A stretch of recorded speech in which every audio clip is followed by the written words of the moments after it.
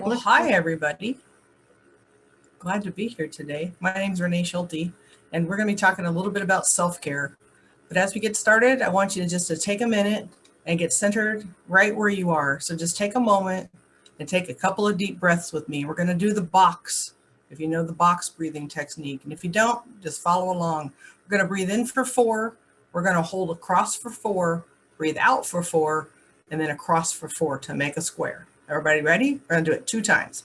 So count with me for 4. Hold. And release.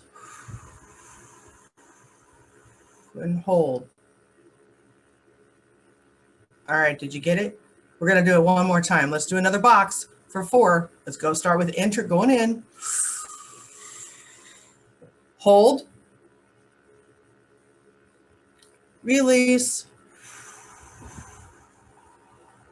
And hold. Welcome to Self-Care with COVID Recovery Iowa. We are so glad you're here. We're just going to talk about a real short time, about 15 minutes, about what you can do for self-care today. And if you're a mental health professional just like me, you know that we know what we're supposed to be doing in self-care, but we don't always take time to do it. And that can cause problems for us and for people around us.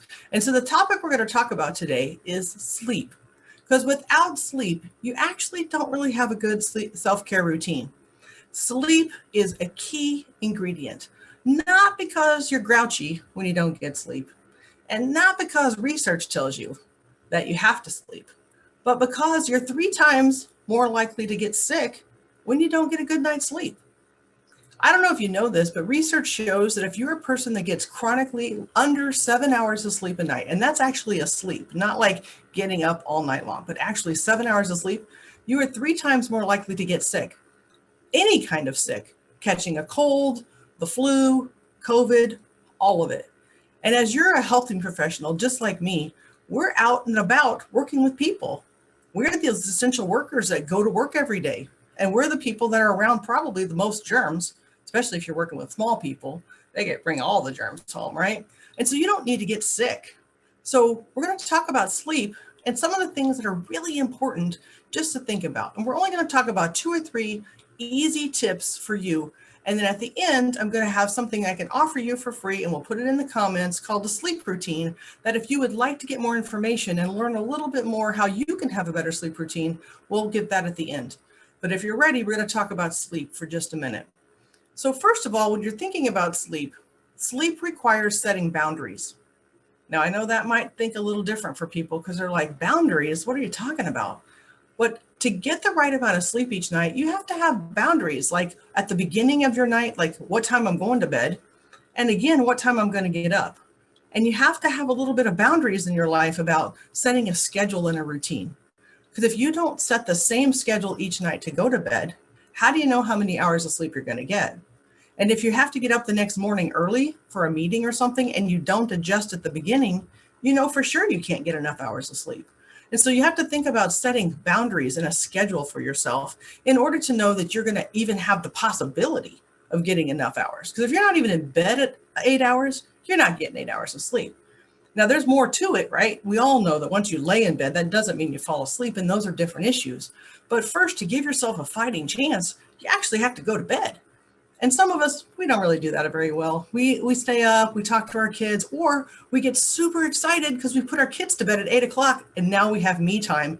And that's like, oh my gosh, so exciting. And so you want to stay up because you're like, you want to read, you want to watch TV, you want to do this, you want to do that. But then that actually encroaches on your sleep time. And then back into the next morning, we're grouchy because we didn't get the sleep we need, right? And so the first piece of this is thinking about that routine, like getting yourself to bed on time and then getting yourself up on time. Your body does better when you have a set plan. Little kids do. You know that in a time change, they wake up at 6 a.m., whether the time changed or not. Their body just does it. Well, I'm here to tell you, you can too. I can. I haven't used an alarm clock for years. And it's because I took time to teach myself how to actually sleep. And that's part of that sleep routine I was telling you about. You can learn this too. And I'd be happy to help you do that when we talk about it more. But a second boundary to think about sleep is actually what you eat and drink during the day. And you're going to be like, what? How does eating and drinking have anything to do with my sleep? It has everything to do with sleep. So think about caffeine, nicotine, and alcohol. Three big pieces to a good night's sleep. So some people are more sensitive to caffeine and nicotine. Those are stimulants. And those, you know what those are, right? We wake up in the morning, grab that cup of coffee, wakes us up for the day, and that's awesome. But what's not awesome is that cup of coffee right before bed and then trying to sleep. Not awesome. And so you've got to think about, how much caffeine do I need? Do I need caffeine at all? And if you're a smoker, nicotine does the same thing. Nicotine doesn't help go to sleep. So if you're a smoker, is there times a day or whatever? What should I do? And everybody's different. So it's going to have to work for you. I know for me, if I drink any caffeine past like 4 o'clock in the afternoon, I'm up 1 hour later at night, almost guaranteed. And if I forgot to count how much I drank during the day, that messes all that up too. My husband, on the other hand, I don't think he sleeps well most of the time. He can drink, like he used to drink Mountain Dew. He could probably do that before bed and fall asleep. Now he's not getting a good quality sleep. So he's not getting that reparative, rejuvenative sleep that you need for actually feeling better, but he actually is sleeping. So I can't really fight with him as well about that. But for most of us, especially women, caffeine and nicotine are a really big thing. Now, the third one, alcohol. I know right now in Iowa, the trends are going up for the amount of alcohol sales. And the group of women actually are drinking more. In our studies are showing that it's women, middle-aged women, and we're drinking wine, more wine, 1 wine, 2 wine, 3 a night. We are doing more. And I know we think that's helpful for relaxation. It helps me go to sleep. But that's not what alcohol does. Alcohol relaxes you. You might fall asleep faster, but 3 to 4 hours later, when it metabolizes in your body, you wake right awake up. Your body starts, you have heart palpitations, you might sweat, you might get night sweats. It kind of feels like menopause. And if you haven't been through menopause yet, lucky for you. But when you get there, it feels a whole lot like that just by drinking alcohol at night. So if you're a person that likes to have a happy hour or whatever, move it up into your evening. So early evening, right after work, or maybe even like a lunch on a Saturday, that won't interrupt your sleep as it would as if it's late at night. And I got to add this in here, Renee, because, please. Because I know the caffeine thing. I know it. I do know it. But I did it this week. I didn't finish my coffee in the morning.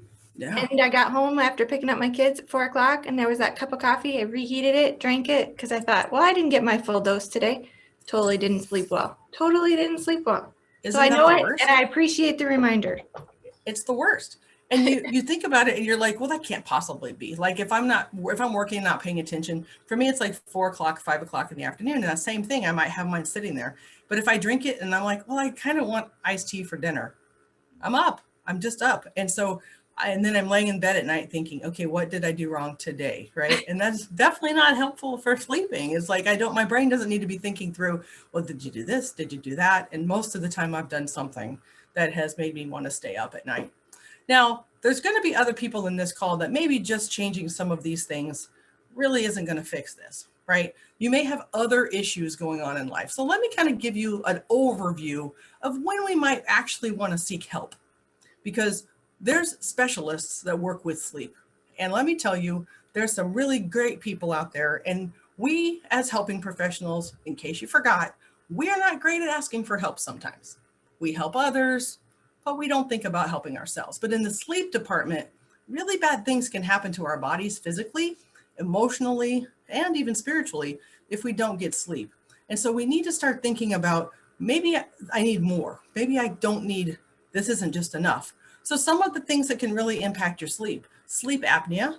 And so some people think, well, I don't snore, so I don't have sleep apnea, but you can have different types of sleep apnea. There's actually apnea that actually occurs in your brain, where your brain shuts off your ability to sleep. So you may gasp at night, but you may not actually snore, but it's your brain that's doing that. And there's medications to help correct it. So if you're a person that wakes up and you just feel super groggy and tired, like you're never actually sleeping, or it could be like restless leg syndrome.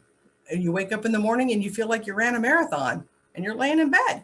You're like, why am I so tired? Why do my legs hurt so much? You might have something like restless leg syndrome where your body just keeps moving at night. So it's not restoring. it's continuing to go. Or you could have something like perimenopause, menopause with hormonal issues. Now, hormonal issues is actually my forte of disaster. I have done this so wrong. So my hormones, for all sorts of reasons, have been out of whack for a very long time, most of my life. And so I've had doctors involved, and hormone replacement therapy has been very helpful. But this last year I had a milestone birthday and everything went out of whack. So I started waking up at 2 o'clock in the morning, just laying there. And I'm like wide awake. And I'm thinking there's no good reason to be awake. I checked my caffeine intake. I thought about food I ate. I thought about all these things, and I'm still awake. And in that case, you actually have to talk to a doctor that can actually help you figure out what's going on. And right now during COVID, our cortisol cycle, so cortisol that's related to stress. So the pattern of what cortisol should look like is it should be high in the morning and kind of decrease and go down before bed at night. That's what it should look like. But when you're in chronic stress or during COVID, it shoots up and it stays high. And it might crash at night, but then it pops back up in the middle of the night. And so you wake up with that heart palpitation and you can't sleep. And so you may have to track that cortisol to see if you need the help that you might need to sleep. And when you say during COVID, you don't mean somebody that has COVID. You mean because we're in a pandemic. The pandemic. Yes. There is actually, though, a new one out that I don't know as much about called COVID insomnia for people who've had COVID. And there's some lingering effects for some people who've had COVID, that there's some insomnia type characteristics coming with that. And so that is not just pre-pandemic related, that's actually COVID related. So it's kind of a little of both. So again, in any of those kind of cases, a medical doctor would be the first stop. So talk to your primary care doc and say, this is what's happening. And what they're going to ask you is, do you have trouble falling asleep, staying asleep, or getting up in the morning? And those are 3 different things that they can check in your system to see. But asking for help really is the 3rd tip of getting a good night's sleep, because sometimes we need more help than we think, and it's not right. So we a lot of times think, especially those of us that hit like that menopause age, we think, oh, just not getting sleep is just part of the deal. It's just the way it is, but it doesn't have to be. And your body needs that sleep.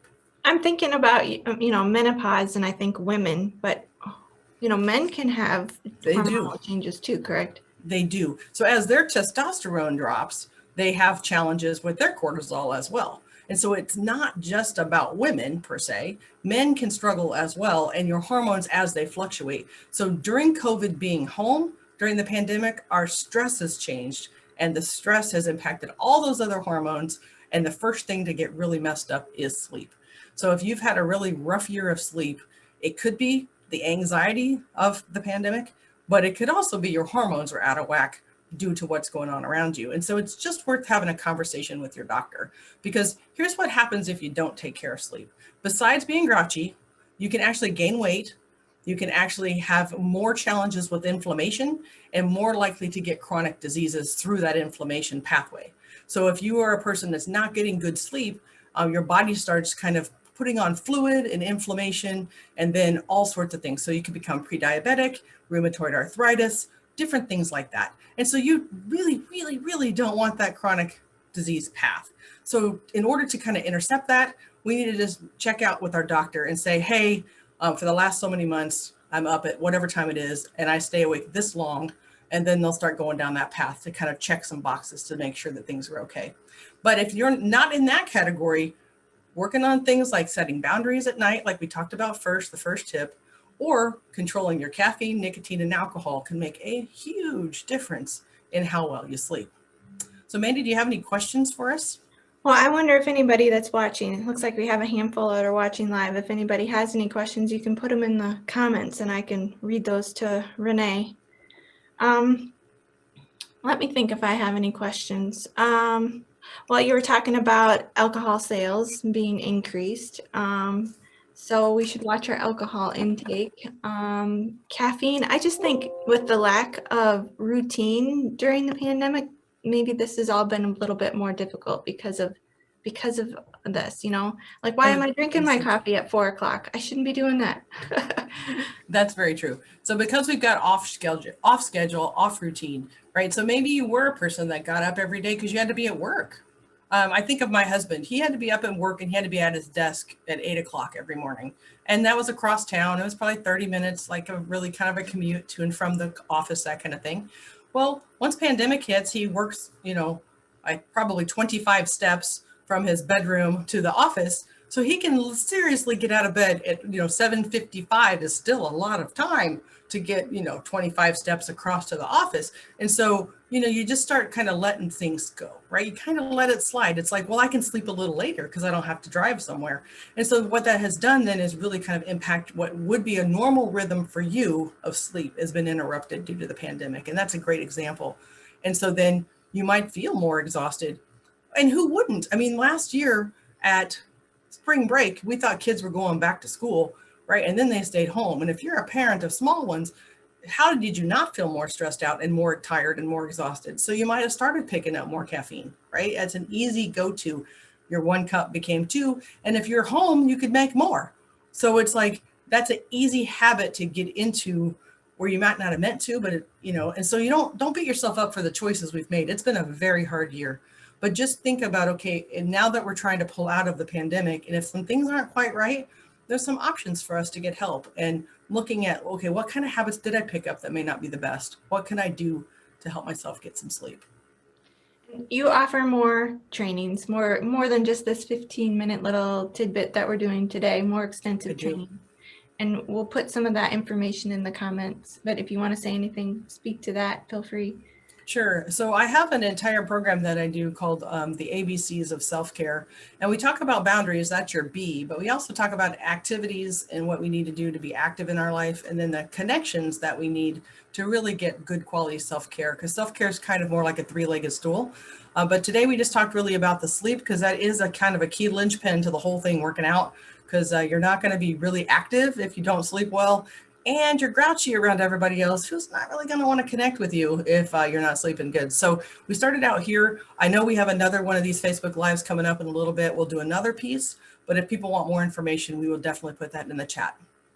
I'm a children's therapist, and what strikes me is that we work so hard at getting our kids into a sleep routine, in a routine period. And we talk about how important that is after a disaster, especially. And it's important for adults too. And I don't think about that enough. And the thing to remember mostly of this is just really simple things, but we just forget. I mean, we're busy people. And so don't beat ourselves up about that. It's just, we probably already know it. It's not earth shattering information, but yes, we need routine too. And our bodies crave that routine, just like kids do. And so that's a really great reminder. And so it's good for the whole family. So if you want your kids to do better with a sleep routine, adults going to bed on time actually helps them do it too. Because if you're up late, they don't want to go to bed, and it just makes that issue. So it can help the whole family by making one person decide, hey, I really want to set some boundaries in this and do a better job. Awesome. Any last minute questions for Renee before we close this up for the day? I don't see any in there. So, but if there are, we can respond to them later. Like I said, absolutely. We'll be sure to put them in the chat. So if you see this on replay, put your comments in the chat and we'll get back to you. And thanks everybody for watching. Have a great Friday. Good.